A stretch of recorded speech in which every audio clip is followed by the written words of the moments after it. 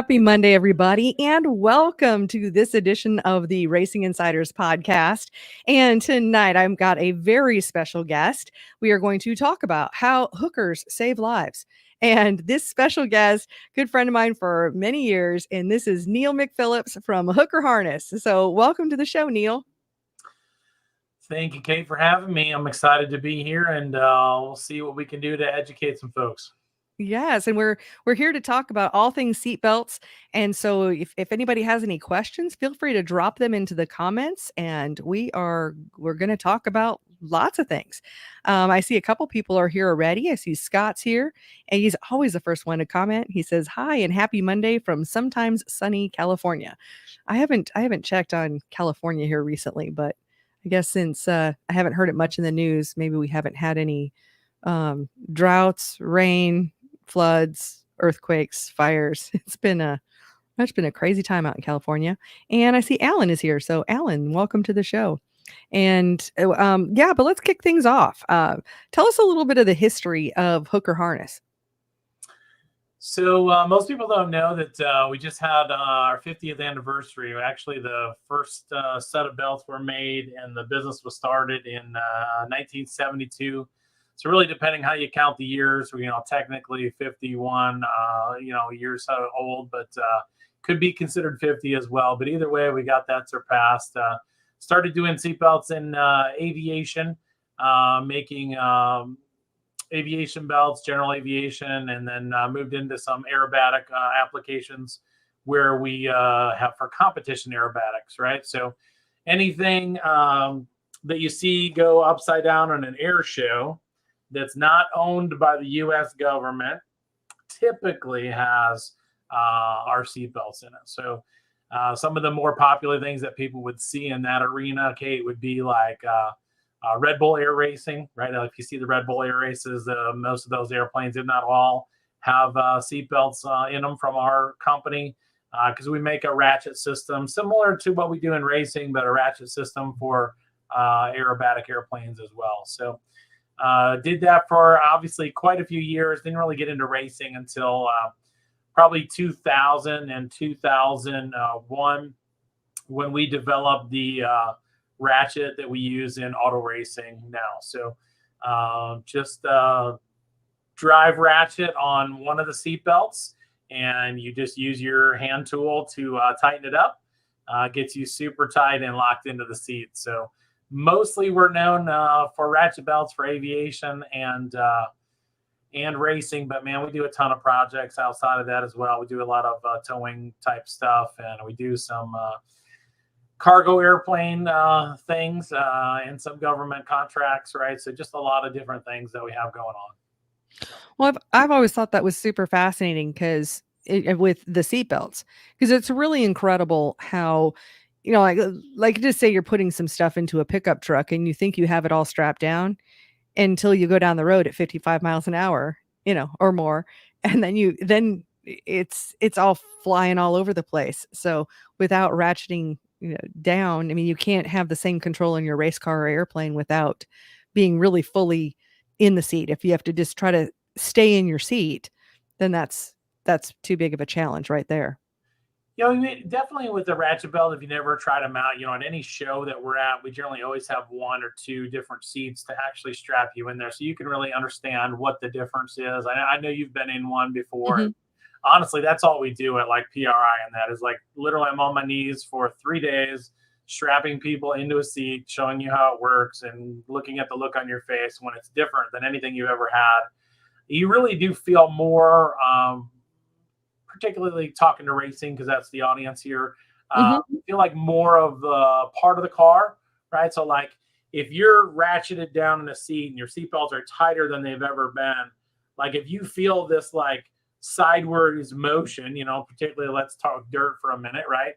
If you feel that when you're ratcheted in, the car is loose, like it is loose, right?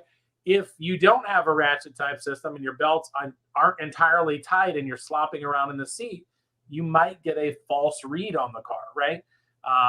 Some of our earliest customers in auto racing said they literally picked up 1-2 tenths from getting our belts because they were able to diagnose the car better. They were able to feel the car better. and know that they had to make an adjustment sooner. So I thought that was interesting when people started to bring that up. Like I didn't think about that in the beginning. Uh, Mm-mm. really popped up a lot, especially for really small folks and larger drivers as well. The ratchet system really works out well for all of them. So That does remind me of a funny story, though. I was just a couple weeks ago, I think it was Ben Baker when he was on the show, and he was saying that one of the drivers he was working with was having her just, I mean, they thought they were fast. Well, what happened was that the person was small, and then once they were ratcheted in with their seatbelts, their foot wasn't going all the way to the floor. So I mean, it's just interesting about how you have to. I mean, that's not a downside about seatbelts or anything. It's just kind of funny. You got to measure all that stuff really good. you do, and I wish I had that problem when I was racing, right? So I wish that I had the problem where I had more leg room. Like literally, I could barely touch the gas and the brake at the same time because my legs are so long and so big, and late models are so tight, like already. And then you put all this stuff on, but yeah, that could be a problem if you're thinking you're wide open and you're not. That definitely could be a problem. So. Yeah. So they just had to, move the seat. It's just, I mean, I guess with all of that, it's, installation is such an important piece. I mean, you can have all the right equipment, but you really have to install it properly. And with that, I'll bet you've got some, well, actually I know that you have some tips about proper installation of seatbelts. Yeah, we try to make it as easy as possible, but sometimes you're dealing with the public. Let's just be honest, right? Average person, not an engineer, not always somebody that's, for lack of a better term, the sharpest tool in the shed, right? They're racers, but man, racers will do dumb things. They just don't pay attention, right? Probably one of the biggest things that happens in racing is the shoulder harness doesn't get installed properly. Anytime when you have a mounting point and what they call those 3-bar adapters, those slider adapters that you can make the shoulder harness shorter or longer at the anchor point, they tend to be put in quickly, and people don't pay attention. That's actually the diagram I showed you, Kate, or I sent over Yeah. to you. So if you want to Um, pull that up, like this kind of explains it a little bit. When you're using that type of adapter, you can see on there that there's 3 bars. One is underneath next to the number one is underneath the webbing. When you go around the tube, it should come back from the tube and go back through the adapter one more time. And then it should go over top of the bar, like in slide 3 or step 3 there, and come back out the other side as well. So the webbing should make 3 passes through that adapter. And if it doesn't make 3 passes, if it only makes 2 passes, like in bullet point 2 there, what will happen is that webbing will start to continue to move and move and move forward. And every time you tighten and loosen, it's going to move forward, and it's going to move forward, and it's going to move forward. And at one point, what's going to happen is that loose end is actually going to flip out of there, and you're not going to have a shoulder harness on at that point. So you want to make sure it's 3 passes to lock it in. And if you see where it says incorrect and correct, if you can see, like in picture 1 and picture 2, 2 bars of that 3-bar, that is incorrect. When it is in there correctly, you should only see one of those silver bars. that's very interesting and helpful. And I didn't know that. So it could be on the shoulder harness, it could be on the seatbelt, it could be on the crotch strap. Different manufacturers do different things as far as how they do the anchors. Obviously, different cars, right? On a sprint car, you're going to have more of a wraparound situation on the seatbelt. So the same thing would apply there. Same thing could apply on the crotch strap. But when you're using that bar, you should always have the webbing through it 3 times. Great. And I'm sure that'll help a lot of people that are watching for sure, because that's a very, very helpful tip. What else? Are there any innovations, any new things in seatbelts? Any new things in seatbelts? Man, seatbelt technology isn't entirely ever evolving, right? There's a lot of things that happen there, and there's a lot of parts and pieces that have been around since the 40s, right? We use a lot of what they call mil spec hardware, which means it was designed by the military for military use, and that those pieces have been around for years and years and years. Right? They're super durable pieces. They're very easy to reproduce and forge. We don't use a ton that's stamped, right? We're more into forged pieces, but technology wise, there's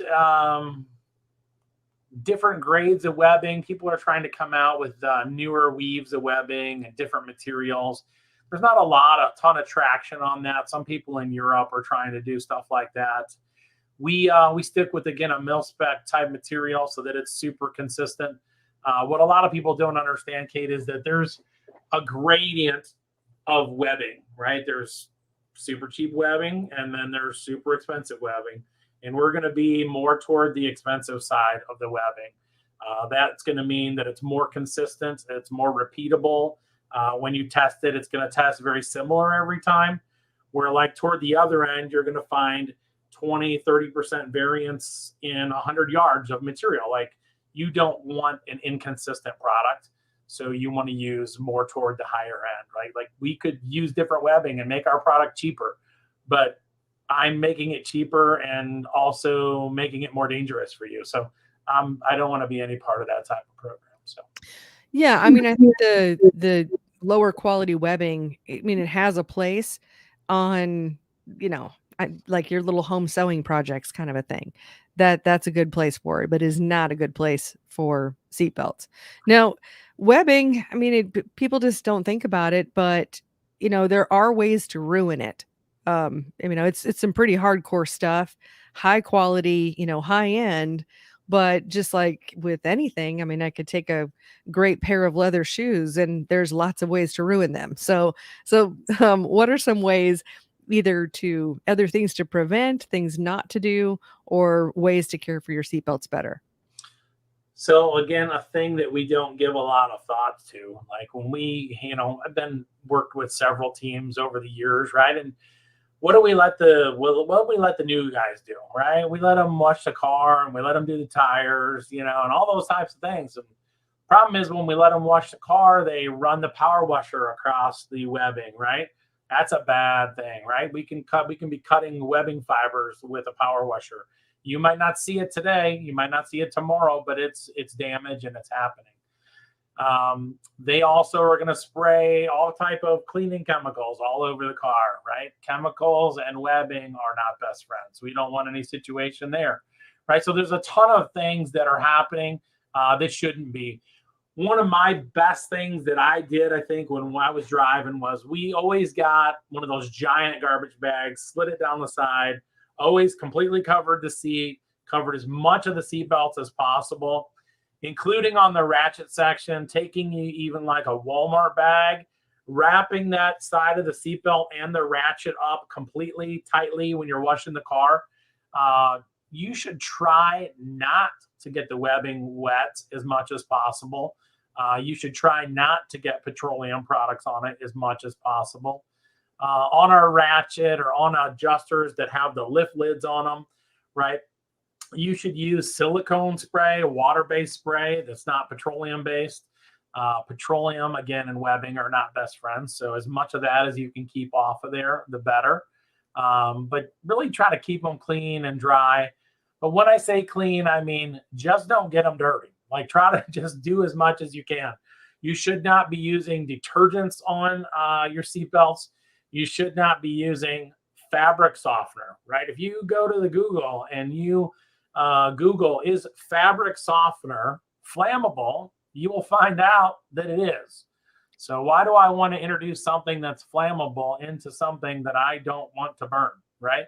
So we got to be super cautious of that. Same thing with fire suits. We don't need to be putting fabric softener on our fire suits, right?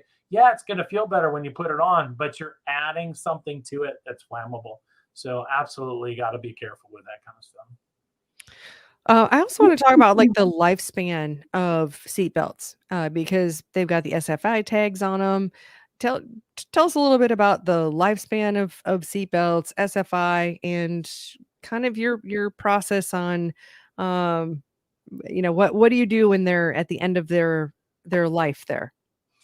So on the racing side, most racing organizations are going to require belts to be replaced every 2 years. SFI is an organization that tests them, and we pay them to test them, and we get their tags, and we are able to say that we're certified through them. Those tags have changed a lot over the years.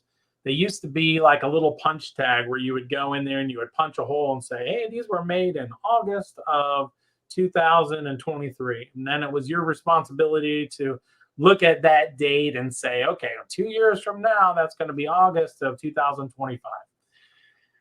Well, there was a lot of problems with that mentality. One of the biggest problems was, as a manufacturer, you could technically manufacture the belts and not punch the holes. And then you could send them to like a CrateInsider and just say, hey, Kate, before you send these out, punch some holes in them. Okay. That's not really in the spirit of what the rule is about, right? Mm-hmm. You want to make sure that it's a safe product, that it's not aged out, that it's not timed out. So they went to a new process where they put a expiration date on the tag now, right? So big difference, not a birth date, if you will, but an expiration date. So go 2 years. Big thing to point out that's happened in the last, I think it's 4 years now, is the tags have only been created for 2 dates of manufacture, right? There's a tag that says it's certified for December, and there's a tag that says it's certified for June. And based on the time of year, you can use that tag, the December tags up through June. You can use the June tags up through December. So for anybody out there that thinks, if I wait until the absolute last minute to order my seatbelts because they're going to have more life in them, that is not a correct statement any longer, right? Before, when we had the months and the years, that was different. Mm-hmm. Everything we produce from December to June will have that June tag on it. Everything from June to December will have the December tag on it.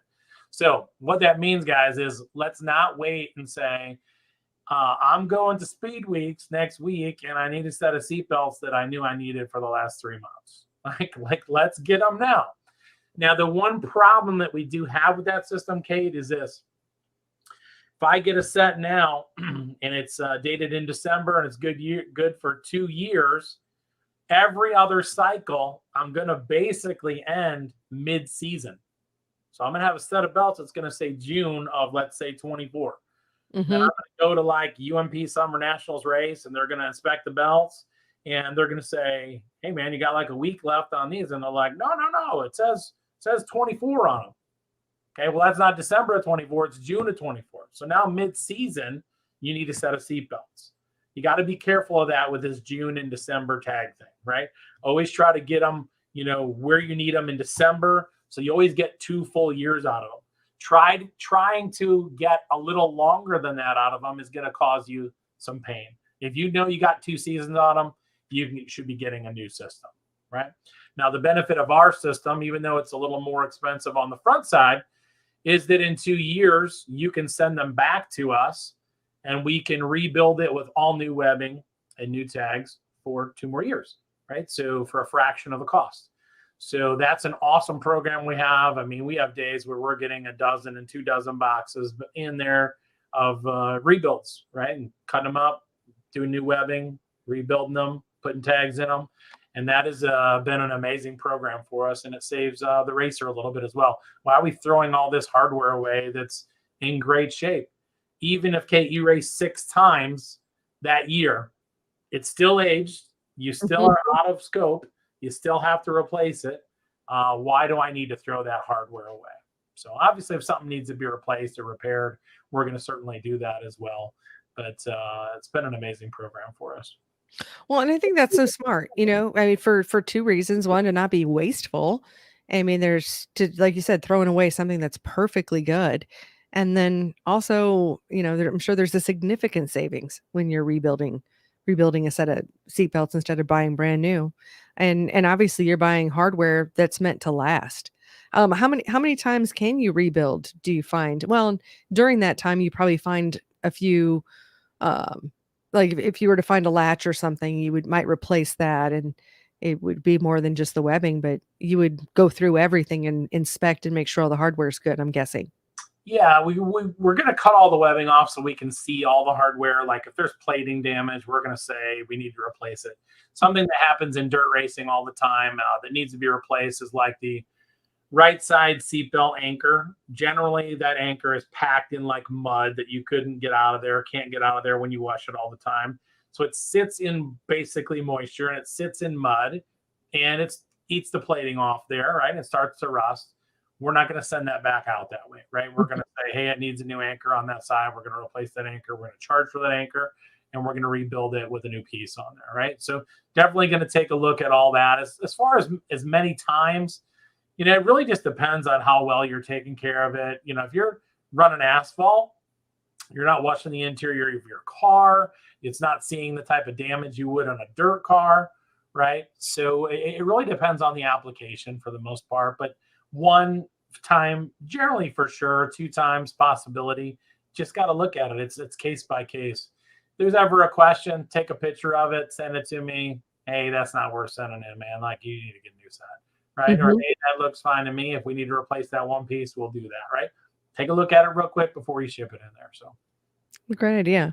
Now, you guys go to lots and lots of shows. You go to racing shows and to air shows.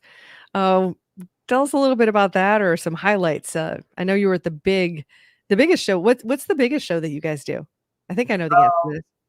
yeah, the biggest show we do is an aviation show. It's Oshkosh Air Show. It's the EAA annual convention. It's usually at the end of July, early August. And man, I don't know what they claim they put through there. I think it's 250,000 people or something over 7 days. I mean, it's a massive event. I think this year, there was, it's easily over 10,000 airplanes that come in there in a week. I want to say it was 12 or 15,000 this year of just airplanes, right?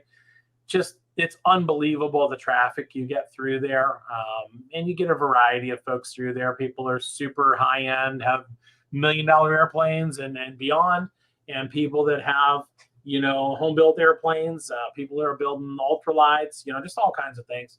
So it's definitely a huge aviation show. That's our biggest show every year. Man, we couldn't miss that for anything other than apparently COVID, right? But we've been at that show, I want to say 51 years. We've been an exhibitor at that show. It would be 52 if we could say we went for the COVID year. So. Yeah, makes sense. And anybody who's watching, you're welcome to drop in any comments or questions you've got here. I see we got a few more. Scott in California is still waiting to fall off into the ocean. Could happen any day. We don't know. Darren's here. Hi from Colorado. Great to join us. Tori's here. She is our podcast producer saying, hey, y'all. And Bob Abbott is here. Bob is the inventor of the tire spinner. Have you seen that yet, Neal? No, I have not.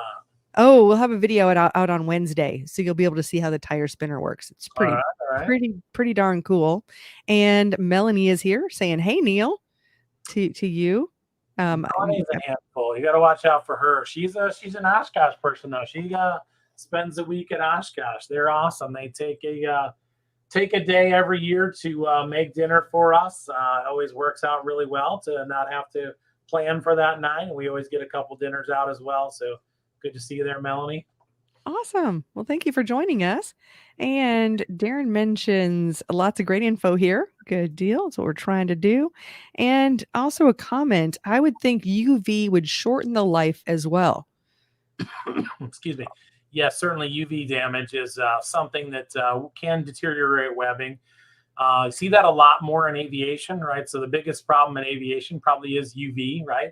They're going to see that. It's going to be direct. There's no, most canopied airplanes are wide open to the sun.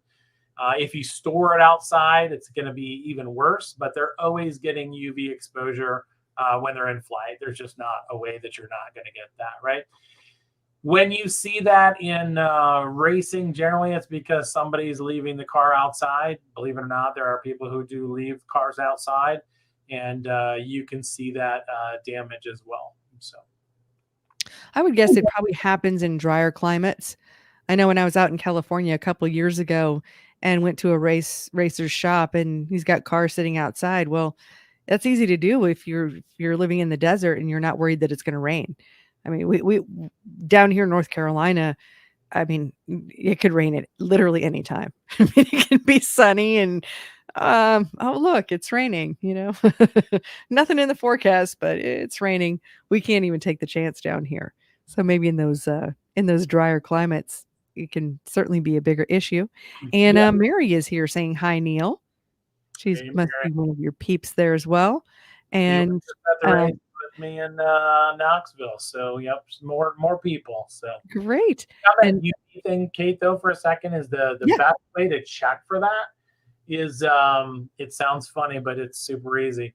All you do is you take the webbing and you flip it over and you look at the color of the back versus the color of the front, right? So sometimes you'll see these posts on the Facebook, right, with on my page and people with hooker harness on, and like literally I know that webbing should be like bright red, like a stop sign, and it is white, maybe pinkish hue.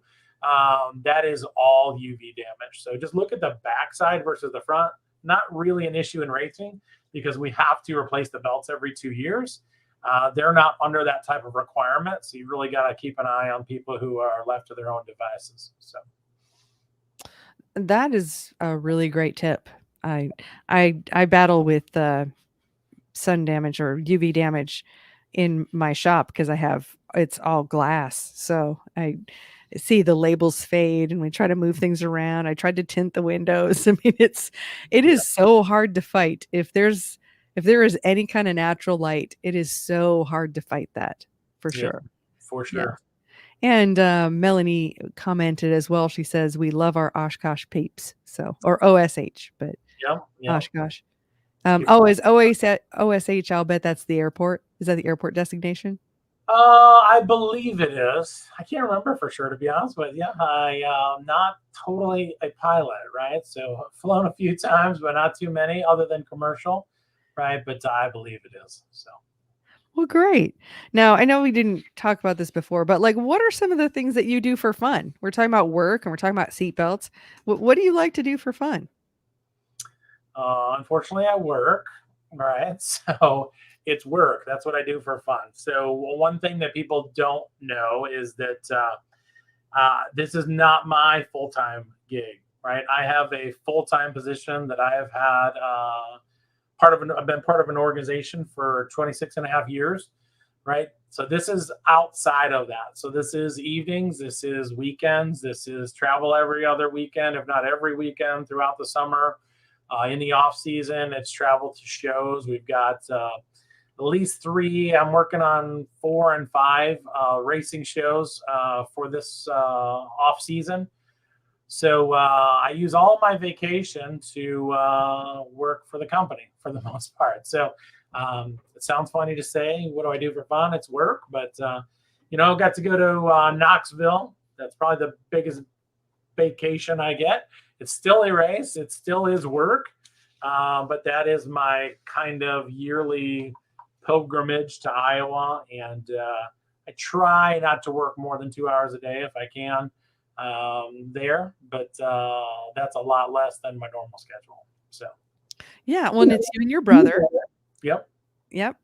And you guys have a great team over there at Hooker Harness as well. Yep, he has run the business full time since '93, and has been engaged with the company for, I believe, 5 years before that. No, that's not true. 6 years before that. So I want to say '86 or so is when he started actually working for the company, but then has run it full time for the most part since '93. Yeah. And how is that working with your brother? It's all right. We live 5.5 hours apart, so I think we do fine with it.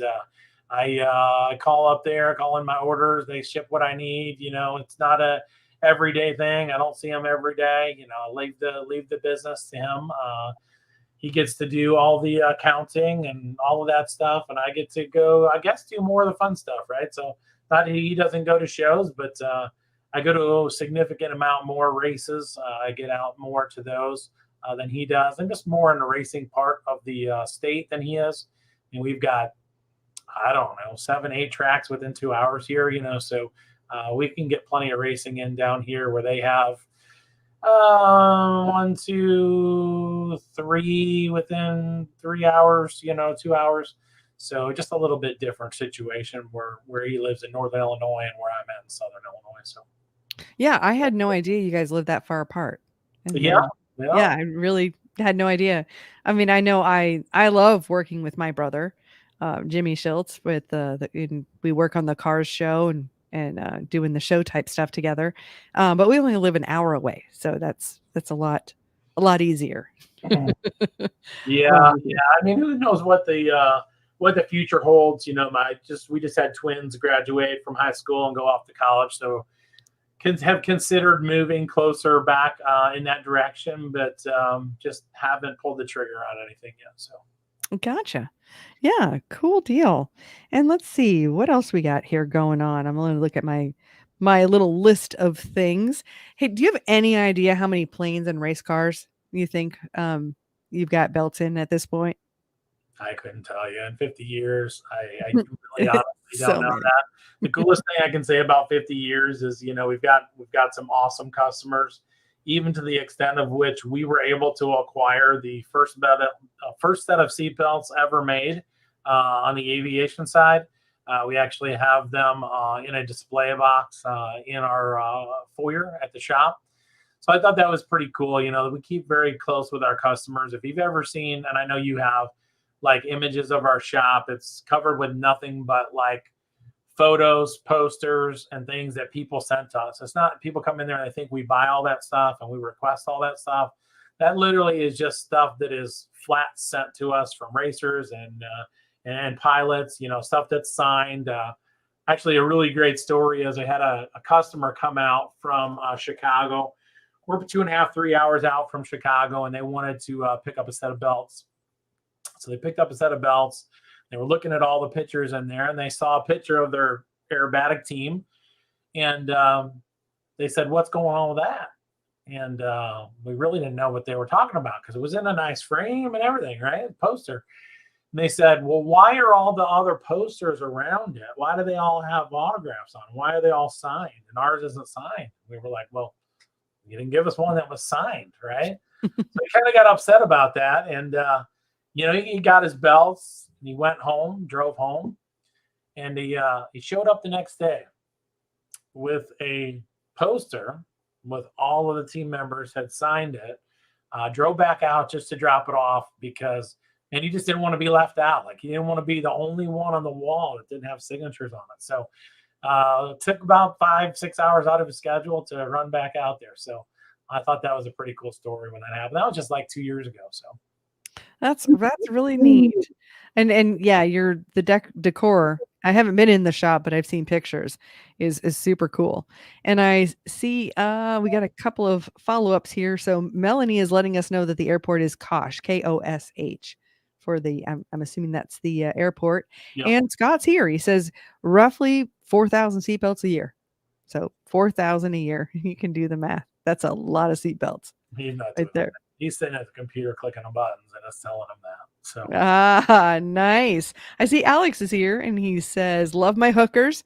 Juice box in the house," he says. OJB, we love it. We love the slogan. I know that's one thing, Kate, you want to talk about. We love the use of the name, where the name came from. People think we built the company like around the name as far as like we're trying to be comedic or whatever. Hooker was the original owner and founder's last name, right? So that was his name and what he did, right? Hooker and harness, right? So it wasn't like we were trying to plan out a way to try to be funny or do anything like that. Technically, the name is Hooker Custom Harness because we were making custom harnesses. We shortened it to Hooker Harness just because it rolls out there a little bit easier. But just really, really been amazing. We play with the name a little bit. We try not to cross lines, but we try to have fun with the Hooker Save Lives was one of our popular shirts. We got the Got Hooker shirts and they get a look and they get attention and they, technically everyone calls these seatbelt hookers, and they do save lives, right? So it's not really like we're just playing a game with it, but Mhm. ride the wind with it, right? So go with what they give you, right? Well, make it fun. There's nothing wrong with making something fun. Now, Mark must be a friend of you guys just because he says Scott can't count. Well, let's just say this: there's some people that are clearly in the chat. I can't see who the chat are in the that are logged in. That I can't see them all necessarily, Mhm. but there are certainly some characters that are logging in, and I'm just glad that they don't have the ability to speak right now. So they can put some stuff in the to chat, but that's about it. So Now, I'll bet you have so many stories and couldn't even begin to tell them all, but, do you have any favorite stories from racing? favorite stories from racing. I mean, you get to meet some really cool people in racing and aviation, and I'm not one to like name drop or anything like that. But let's just say you really get to meet some really cool people.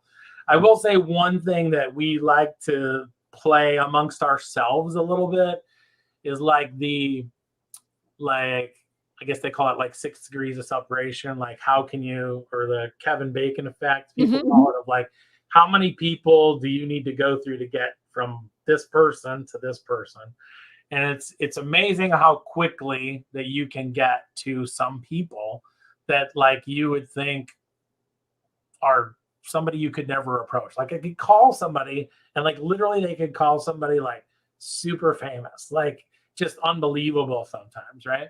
Mhm. So I think that's one of the things we just like to play with, right? We get to meet a lot, like I said, a lot of different people from a lot of different backgrounds, from racing backgrounds and aviation backgrounds, and people who were in wars and people who were heroes. There's a lot of people who are racers that are veterans as well, and they get to tell you a lot of stories. But probably the neatest person I ever met, nobody except maybe like two or three of these people in the chat have heard of him, was Victor Belenko.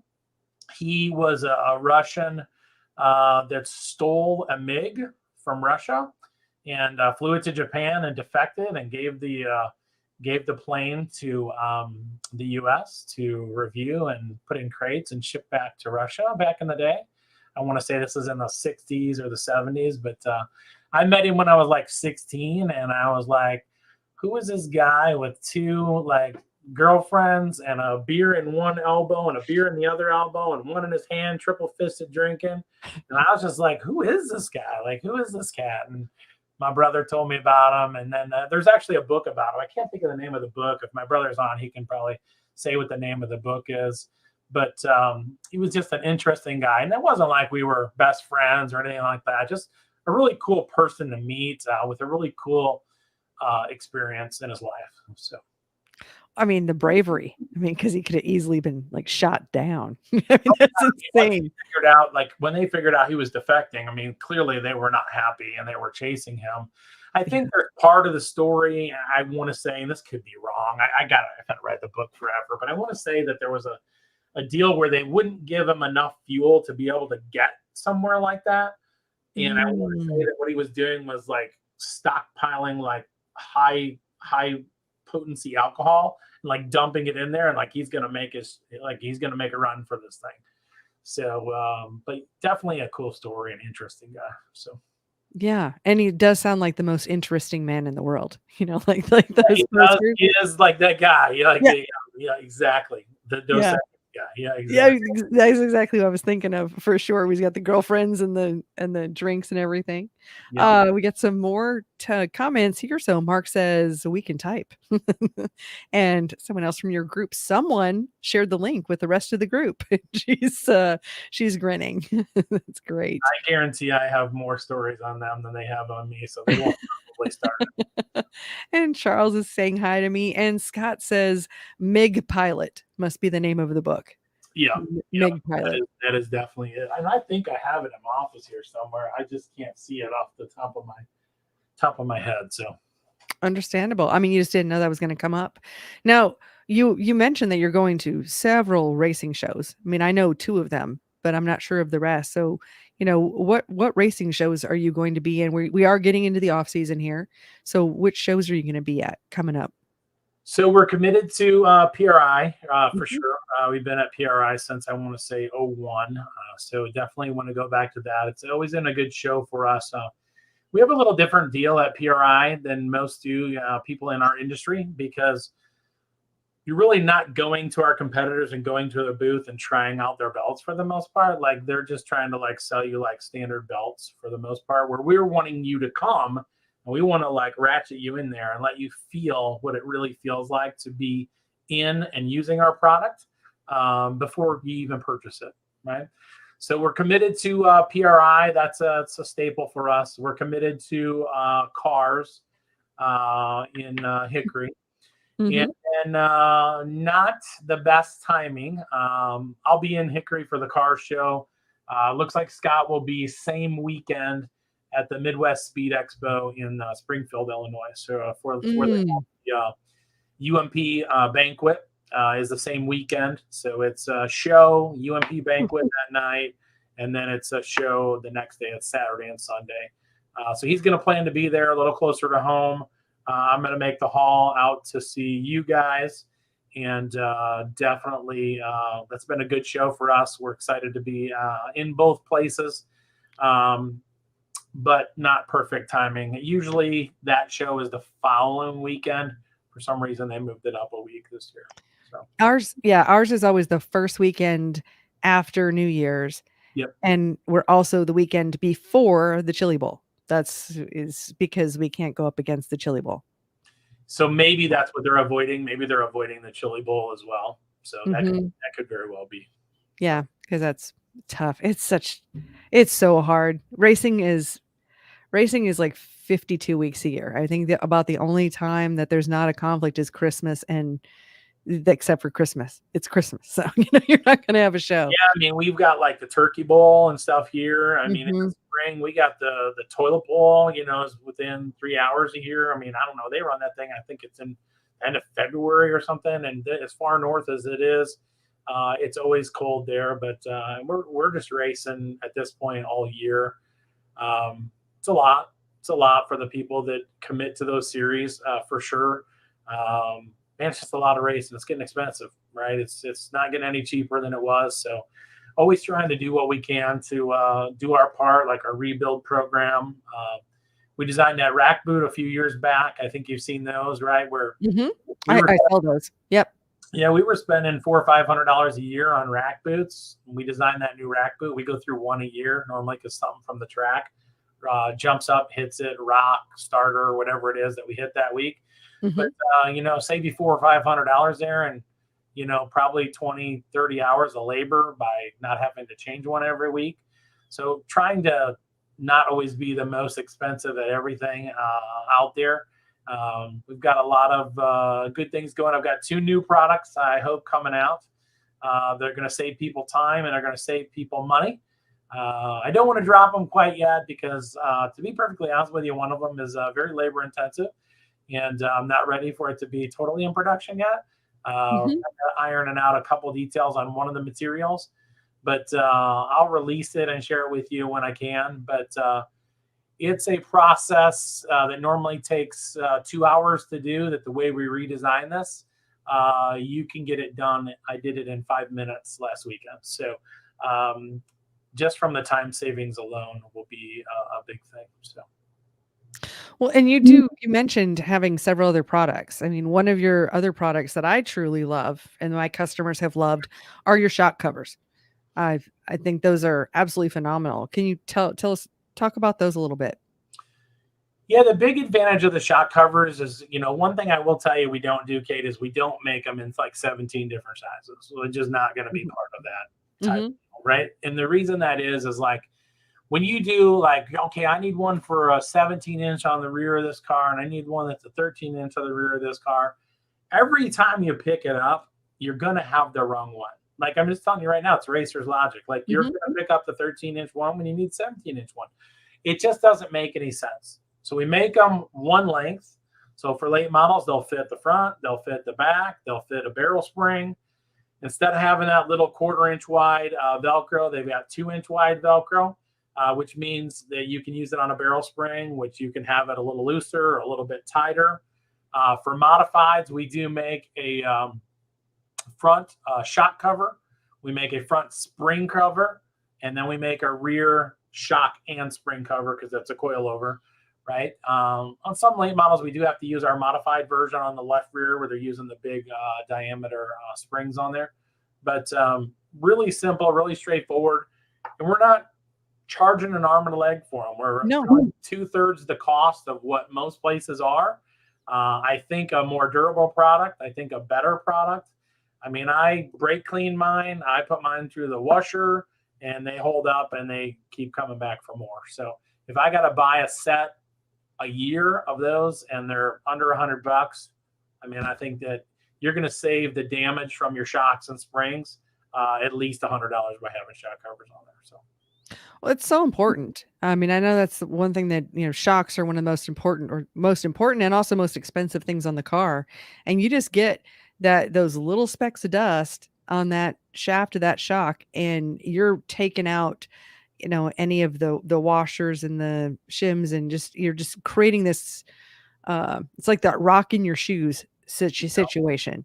Yep. And it just, you can destroy them. You can destroy multi-thousands of dollars worth of stuff, and you could prevent all of that with I think they're like $25. So yeah. I mean, like on the modifieds, especially the one that I just couldn't go without if I was running a modified is, as long as your series will let you run it, is the spring cover on the right front. If you don't have a spring cover on the right front and it's muddy when you get there and that thing packs full of mud, and you go blazing down in that first corner, that's going to change your spring rate, and your car is going to go straight off into the wall, and or you're going to feel it going that way, and you're going to turn it around, you're going to back it in the wall, and for like $20, we're going to put a cover over it so it doesn't pack full of mud. Like, it just makes logical sense. We designed the modified ones. I think we've had those 3 years or 4 years now. The late model ones we've had, I don't know, 6 or 7 years now for sure. But they've been a good product for us. We do some covers for your droop limiters as well, just because ones, especially with springs in there, you get a rock in there and it does the same thing, changes the spring rate, damages it. Those are pretty popular. Again, as long as your series allows you to run it, why not run it? Because you're just keeping mud and you're keeping rocks and debris out of there. But other products, you said, we do we make those pit mats, right? So 20-foot by 10-foot pit mats. Generally, we make them in gray. Those have been a great product for us. Man, they just put the pit lift in the middle of that thing, and man, you drop any parts and pieces, it's right on the tarp. You need to climb under there. You're clean. It's been raining like Tri-City last weekend. It rained for 2 days, and then we ran on the third day, and the ground is wet and not getting all muddy. You just throw that tarp down and stay dry. Those have been awesome for us.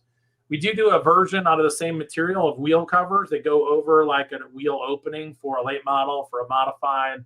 We do the same pieces can go on the back of the car, so you can't see under the back of the car. They just snap on there. What else? Tie downs, car tie downs, right? So buying the car down better, we use, again, a different webbing material.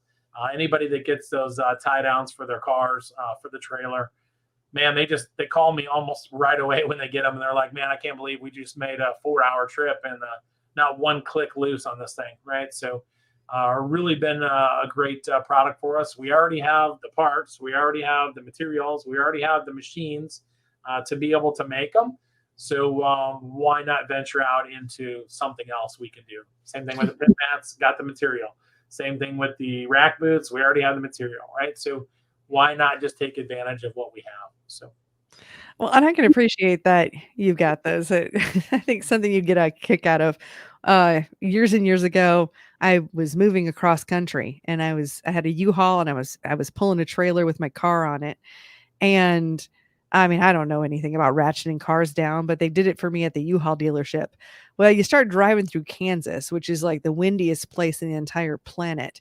And I am halfway through Kansas, and I mean, I'm just I mean, I'm just being squirmy on the road, and I stop and go to a hotel for the night. Well, the next morning I walk out there and I realize that my car had completely shifted on the trailer so that you had zero room on the passenger side and you had about, I don't know, 8 inches on the right hand side on this trailer. And yeah, so I brought it to the U-Haul dealership, and they almost thought they were gonna have to get a crane to like lift up my car so that it could be centered on the trailer. But whether it was because the car wasn't tied down well enough, or it very well could have been, I mean, I don't know, it seemed perfectly secure until you go through all that wind, but it Yeah. could have just been really crappy tie downs too. Yeah, I will tell you, I drove up, I think it was 2 weeks ago, might have been 3 weeks ago. Went to Peavey, I-55 in St. Louis. And when I pulled into the pit shack, there was a 4-cylinder car on a trailer, had a strap on the front, strap on the back. Both of them had a hook off. So literally the car was just sitting on the trailer with the ratchets dragging and the straps dragging. So I don't know how this car even stayed on the trailer on the way there. Like, it was unbelievable to me. So I was like, I guess go buy a lottery ticket for those people, because they got super lucky that it wasn't sitting out on the interstate. So I want to go back to the pit mats. You've kind of mentioned tarp. I mean, what kind of material are these pit mats? Like, and what kind of, what's kind of weight are they? Are they, tell us a little bit about that. I want to say the weight is 22 ounce. So it's a heavy vinyl, right? As far as Okay. 22 ounces, the grade. They're 20 foot by 10 foot, as I said. They've got a grommet every 60 inches around the outside. But if you're using it for like a late model or modified, and you're using a pit lift, to be perfectly honest with you, just pin the 4 corners, put the pit lift in the middle, and these things don't blow up at all. To be honest with you, even without the pins, they don't blow up because they're heavier. It's not like a tarp you go to like your farm store and buy that blows up in the wind. These are going to be much heavier than that. But you definitely recommend pinning the 4 corners, because when you drive on them a little bit and just start to push the clutch in and the tire starts to ratchet a little, it'll want to move it. So just to keep it positioned, you want to make sure to pin it down. What When some you guys will do is use those like just camping pins. Mhm. But what I think I call them the smart guys, I guess. They go to the farm store and they get like 8-inch lag bolts, and they just put them in with their 1/4-inch drive impact. Impact. Yeah. Impact the 4 corners in. When they're done, they just impact the 4 corners out. Just the longest bolt you can find that fits through the grommet. So you mentioned vinyl. Is that kind of like almost like a thick banner material, kind of like what banners Yeah, are made out thick. of? Yeah, really thick, heavy. Yep. Oh, cool. I know you've talked about them before, and I'm I'm just kind of asking for my own use, even, or just to find out more about them. And Yeah, yeah. they work out really well. It's just we do them in silver because, like, the black colors, they're going to attract heat. It's going to be hot. You're going to go out for the heat race. You're going to come back. You're going to sit on it, lay on it, and it's going to be smoking hot, and you're going to burn your arm off, right? So you try to keep them in a lighter color just for that reason. You can power wash them. You can scrub them down. People will take just a regular duct tape and make a mark where they put their pit lift. They'll use that to make a mark where they put their wheels. So instead of having to figure out where the car always goes, just put it on there once, and they kind of make some tape marks of where it should be. And then if they got to replace that tape every year, every 6 months or whatever, they just replace it. Simple and easy. I've seen people get graphics and put them on there, just press on regular graphics, and they look great as well. I just don't really want to be in the graphics business. I'll send you the tarp. You want to get graphics on it, you get graphics on it. So Well, that makes sense. I mean, these guys are gonna have graphics guys for their cars. So like, nope. Call hey, Jimmy. Yeah, call Jimmy. He's in that yep. business. I don't need to be in that business. So Absolutely. Now, with that, with those shows that you've got coming up, I believe you have maybe a little announcement to talk about. yeah, just trying to do like a pre-order on some of the big stuff. If you guys have ordered anything lately and you pay for shipping, like, shipping is like insanity to me. It's like a racket at this point. But the pit mats and those ratchet straps are probably two of our heavier items that we sell a lot in racing. So if you're interested in those items, we're doing a pre-order for that, where you can order and we'll deliver to PRI, we'll deliver to the car show, we'll deliver to Midwest Speed Expo. We can deliver. I don't have it on this sheet here, but I'm in St. Louis, so I can deliver to the Dome if necessary. But it's going to save you somewhere between $30 and $50 worth of shipping per box of ratchets or per pit mat if you were able to pick it up from the show. So just want to put that out there. It gives us some time to make it, gives us some time to get it done. And then you have it when the season starts and you save a little money on the shipping as well. I think that's great. Are you also offering to bring people their seatbelts as well if they wanted to do that? Yep. So they can pre-order their seatbelts and let us know, if there's specific colors or something they want. We certainly can drop those off at the show. As well as if you're not in the purchasing and you're in the rebuilding of a set you already have, you can deliver and drop off to any of those shows, and we can haul back, save you the shipping in one direction, do the rebuild, and then we're just shipping back to you in that direction back home. So at PRI, we'll get 30, 40 boxes there. I think at yours, I usually get at least a dozen out there, at least probably 2 dozen at the Midwest Speed Expo. Just folks dropping them off. Just make sure they're tagged in a box with your name and all your information when you drop them off. Just don't need them getting misplaced or mistagged. So, yeah. And do you have like a special form that anybody fills out, or do you just kind of do that at these shows? But yeah, we can do it. We can do it at the show, but for the most part, we just need name, address, phone. So when it's done, we can call you, get it paid, get it shipped, and get it out the door. So. Great. See, we have another guest here. Betty Hendren is here saying, hi, Kate. Hi, Neal. I'm late, but here I am. My girl, Betty. Right? Yes. Mm-hmm. So we'll see her in January. I'm sure she'll be hanging around at the show. Absolutely. I sure hope so anyway. So hope she comes down. Great. Is there anything else that you really, that you really want the audience to know about safety or seatbelts? Anything you want them to know there? I mean, just in general, safety is important. The sport's expensive, right? It's always crazy to me that we'll go out there and buy $4,000 worth of shocks, but you want to arm wrestle with me over $50 on seatbelts, right? It just doesn't seem logical to me at all. My life is worth more to me and to my family than that $50 we need to argue over. We're doing the best we can with pricing. We've only had one price increase that's affected auto racing since 2012, right? So to say that to yourself, one price increase in 11 years, we've done the best we can to keep our hands around it. Certainly there are ways we could do things cheaper, but I'm not willing to go down the path of cheapening up parts and pieces to be able to do that. So take a look at them, take a look at what we have. All of our products, I think, speak for themselves. The quality speaks for themselves. So we're not sending anything out there that's half-hearted. I was even just talking to somebody over the weekend about our T-shirts, that we use a good graded T-shirt. The print's not peeling off. I mean, just absolutely saw some guys with the dirtiest hats you've ever seen in your life with oil and grease on them. And other than the oil and grease, they're standing strong, right? So, everything we try to do, we try to keep top quality, top of the line. And if we find out it's not, we're going to pivot and we're going to figure out a different way to do it or a better way to do it. So if you got questions, always ask. The biggest thing that I can say regarding seatbelt wise is just because it looks similar doesn't mean the performance is similar, right? You can buy seatbelts out there for $69.99, and there's no way that they are anywhere near like what our ratchet system performs at. Like, it's just not possible, right? It's a lower grade of webbing. It's probably less stitching, which is strength. It's probably stamped material instead of forged. It's a whole lot of things that can go into this, and ways you can cut costs, and you can pass a low level entry a lot easier than you can the top tier, right? So everybody considers NASCAR the top tier. We're one of, I believe, 4 or 5 people that are approved to make belts at that level, right? So it's not like we're just doing the bottom end of anything that we do. So, Great. Now, where can people find you, like on the internet and such? You can find us on the internet. We do have a variety of people who are suppliers and vendors for us, right? You can get the belts from Crate Insider. You can get shock covers. You can get the rack boots.